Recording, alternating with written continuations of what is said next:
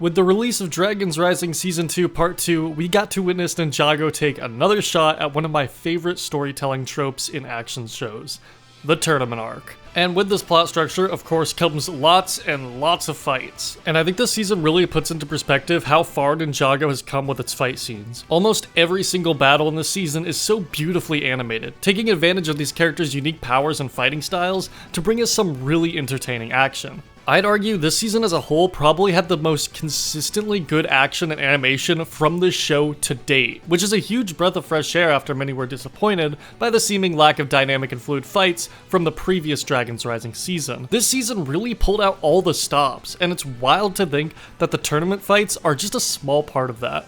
And while a lot of these fights are really fun to watch, a good chunk of them also push the story forward and give some interesting insight into our characters, both in and out of the main team. Some of these scenes will remain as some of the standout scenes of the entire show for me because of how well they balance cool action with genuinely gripping character work.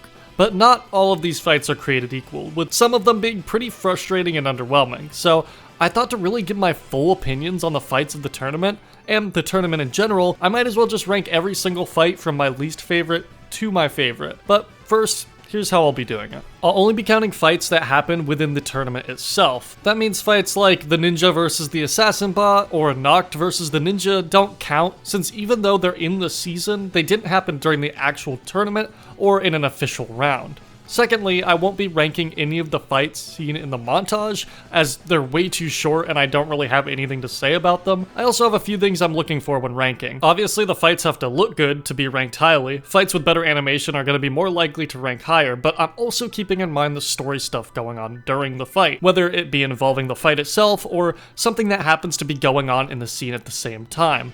If the scene acts to push the plot forward in a really interesting way, or just takes place during a really great part of the story, I'll be more likely to rank it highly. That also means taking into account writing decisions like who ends up winning the fight, how they won, if the matchup is interesting and lived up to the potential, or if the fight feels underwhelming. These are all things that I'm taking into consideration, so with that being said, let's go ahead and start at the bottom of the list with my least favorite fight in the Tournament of the Sources. It's a challenge of the mind. Okay, being honest, this one barely even counts as a fight, I'm not gonna lie. The matchup on its own is already not that interesting, but it does allow Sora to represent her growth in some cool ways with easily being able to counter Cynthia's elemental power, like she had figured out how to do back in the fight during the Blood Moon. And the move where she built a weapon as Cinder was jumping at her only to zap him mid-air and throw him to the ground is one of the coolest uses of Sora's powers we have seen yet, and is honestly the highlight of this whole fight. But after that, Cinder's attempts at winning are just pathetic as he attempts to use Shatter Spin and just kind of falls, and that's how he loses. Not to mention the actual round style itself is really boring, as it's just a series of really trivial puzzles that don't even give Sora any difficulty, and I think that would be fine if her intelligence is what allowed her to solve the puzzles, but she just kind of got lucky by making some random guesses, so it doesn't really feel like she earned the win here, outside of her smart play at the beginning, of course. I think what they were trying to do was show how Sora was able to outsmart Cinder, and that's what gives her the upper hand, but in execution it just kind of falls flat and makes for what I believe to be the most underwhelming and boring fight in the tournament. This could have been a really fun brains over bronze type battle, but it just ends up being really underwhelming and a pretty pitiful way for Cinder to go out. I am nimble, I am loose. Zane vs. Zur is a fight that I understand the implementation of, but it just doesn't set a great start for the tournament. Zane losing is kind of to be expected. It sucks, but like, somebody had to be the first one to go out to set up the stakes. It's just, the presentation of this fight made him losing just not really feel justified, and Zur doesn't end the fight feeling like a super intimidating foe like I feel like the show wanted to get across. Zane doesn't really put up much of a fight, and despite the fact that Zur is the elemental master of reflex and can go super fast, the fight feels kinda sluggish. There are some fun moves here, Zane's ice wall being a thing set up here that ends up coming back and being used by other characters, but I feel like if this were either a more neck-and-neck matchup with both fighters really giving it their all, or just a complete beatdown where Zur uses his overwhelming speed to absolutely demolish Zane, either of those would have left more of an impression. As is, the fight doesn't really do a good job of setting the stakes very high or showcasing how fun and exciting the upcoming matches are going to be. Overall, it's just kind of a weak and boring start to an otherwise very high action and exciting tournament. I'm not even mad you wouldn't let me use killer jellyfish anymore. Lloyd vs. Noct is a fight that had really strong potential, but unfortunately ends up being one of the most disappointing and frustrating fights in the entire tournament. and that's mostly because we don't actually get to see it. With Blecht calling the fight early due to Lloyd's injury, the fight ends on a super anticlimactic and hollow note. And it's especially odd because this entire thing just doesn't really add anything to the story. It just kind of saps all the energy out of the battle and leaves us feeling cheated, which I'm sure was the intention as they want us to relate to the ninja in this moment, but it really just doesn't work for me. One aspect of this fight I really enjoy, however, is how Lloyd's Rising Dragon is actually able to be countered by Noct's Shatter Spin. I'd kind of worried before this episode that Rising Dragon would just be the ninja's instant win button for every fight, but it's nice to see that it can still be outmatched, presenting Rising Dragon and Shatterspin more as equal in power rather than one always just winning over the other. Besides that though, the fight just does kind of feel like missed potential, and adds to the season's overall problem with over-contrived plot beats that feel like they're trying too hard to push the story towards a certain direction, rather than just letting things play out and happen more naturally. I would have rather seen Lloyd push through his injury and continue fighting, only to just barely lose in the end, as I think it would have been a better showcase of Lloyd's resilience in that moment, as well as being a more climactic way for the fabled Green Ninja to go out. As is, it just kind of feels pretty cheap and wasted, unfortunately. See how I handled that monk? That's nothing compared to the destiny I'm gonna write for you, Roz. In terms of Euphrasia vs Zeatrix, this one's pretty shallow and doesn't have much going for it, but is decently fun to watch. The matchup itself isn't one that I think anyone was craving for, but it results in a fine fight. The banter in this one between the characters does kind of bring it down for me though, as the dialogue here just feels kind of clunky, especially on Euphrasia's part. Everything here comes together to just being kind of okay, and that's really all I can say about it. Not bad, but just nothing special. Wildfire! Just grab the fight before it's too late and they use the... Wildfire vs Cinder is a fight that I really want to love, but it just kind of falls short in a lot of ways. I appreciate what they were going for here, as it makes sense for Wildfire's rivalry and anger towards Cinder to cause her to try and focus on fighting rather than winning the round, but the way it's paced just feels really odd. It goes from Wildfire finding a strategy to get the upper hand and keep Cinder at bay, before instantly turning into a rapid beatdown as Cinder uses the wolf mask and grabs the flag after a few short attacks. Those short attacks are animated incredibly, as Cinder usually is, which is always a treat to watch, but everything here just feels like it happens a little too fast. I would have liked to see a little bit more of a toe-to-toe or back and forth, where Wildfire's obsession with fighting ends up being her true downfall, as she's tricked by Cinder in the end with him poofing away from her and grabbing the flag. Shatterspin honestly didn't even have to be a part of this fight at all, though I would never pass up an opportunity to see cool Cinder Shatterspin fights. I just think a slower, more neck-and-neck matchup would have been a lot more entertaining here, rather than the quick beatdown that it ended up being. It's the ninja with cat ears and no fears. Breaking into the top 10, we have Sora vs Kizzy. Now, this fight kind of has the opposite problem as Wildfire vs Cinder, as I feel it kind of goes on for too long, especially since given the round format, a lot of this one isn't even really a fight. Though, I will say, I think this is a fun first matchup for Sora, as the latter to show off her smart use of her powers in some really fun ways. Even when the deck was seemingly stacked against her, she still found a way to persevere and come out victorious. And if that isn't a great representation of Sora as a character, then I don't know what is. It's also great to see her putting her Spinjitzu training to use as she jumps through the flaming hoops in the end. It's the first fight on this list to actually showcase some cool character work while doubling as a fun battle, though the neat Sora stuff here doesn't really save it from being a tad long and not the most interesting to watch at all times. But not a bad fight by any means, just not really the most exciting round or matchup. Still, a great start for Sora in the tournament nonetheless. Told you it would be no problem, sister.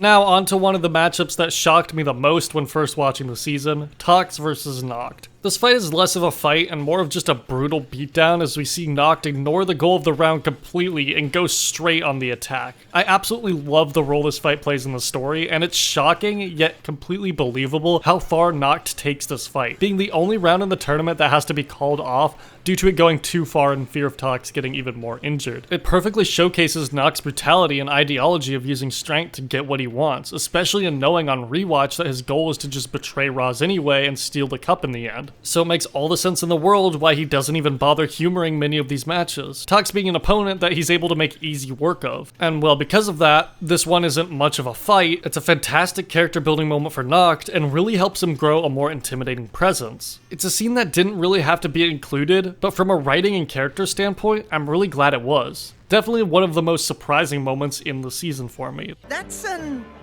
interesting beard. Lloyd vs Mr. Pale is a fight that did not need to go as hard as it did. but I'm so glad it did. I was pretty disappointed with a lot of the returning characters from the Tournament of Elements, since I feel a lot of them didn't really get as much focus as I think they could or should have, especially with the cameos in the montage sequence. But I think Mr. Pale got the perfect amount of presence in this season, with this fight obviously being the highlight. Not only is the action really well done here, giving us some of the best hand-to-hand combat in the entire season, but I also love how we see Mr. Pale expanding his moveset with his elemental power. It was always strange to me that Mr. Pale was the elemental master of light, but all he did with it was turn invisible, so it's really cool to see that through training he's learned more about his own powers, which is demonstrated through a new move he uses during the fight. It's just some neat character work that does a good job demonstrating how even when off screen, these characters are still doing things and going through stories of their own.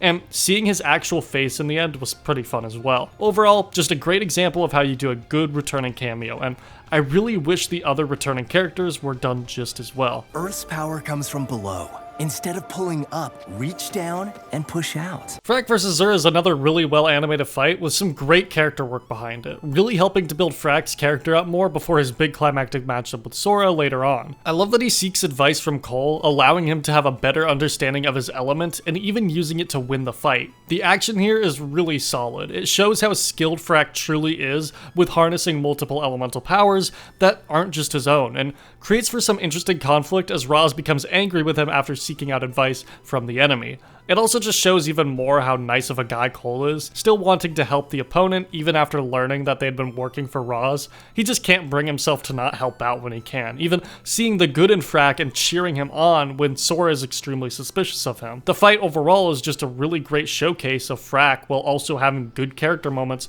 for both him and Cole. Overall, just some great stuff. Where's your brother? Not here to cheer? Nia vs. Noct is a fight that was super close to being perfect, but I think some of the contrived plot elements here hold it back from being in the top 5. Firstly though, the animation here is absolutely stellar, and I think the round style makes for some really frantic and fun action. I love how much the characters get to show off their acrobatics here, having them jump and swing across the arena as they fight. It's just a really fun setup, especially since the matchup itself is also really good. Having Roz's currently most powerful member face against who I'd argue to be one of the most skilled ninja in the main cast creates for a really tense and exciting battle, especially since this one's actually pretty difficult to predict the outcome of. But unfortunately, this fight suffers from being one of the fights that is won by Noct getting the upper hand through Bleck's extremely obvious favoritism rather than him just winning the fight naturally. Like, yeah, I understand the point is that Bleck is working with Roz, but they make it so obvious here that this should have been where the mystery ended, and it's just super frustrating to have another fight end in a forced and unsatisfying way, especially a fight as good as this one. So, for that reason, I can't rank it much higher, but other than the contrived plot stuff, this one is a super entertaining and captivating fight to watch.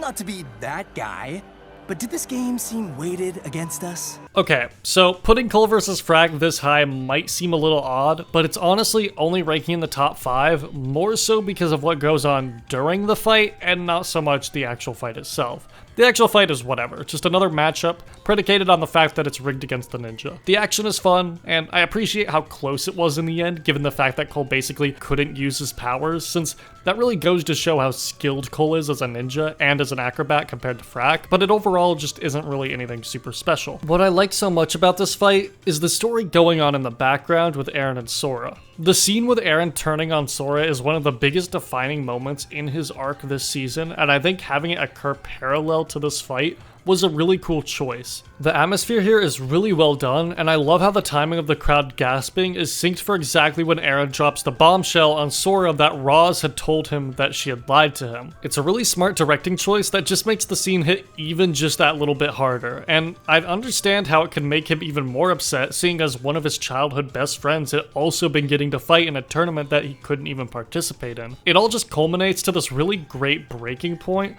that I think is portrayed wonderfully through the scene. And it helps the cinematography is really cool here as well, both in the scene with Aaron and the fight itself. He's gonna shatter his goodness! I'm afraid he already has. With Nia vs. Jay being the most anticipated fight going into the season, of course you're gonna have a lot of high expectations. So, did they deliver? Well, sorta, yeah. I mean, look. The fight isn't perfect. There's a lot of not so great dialogue here. Not every piece of action here is flawless.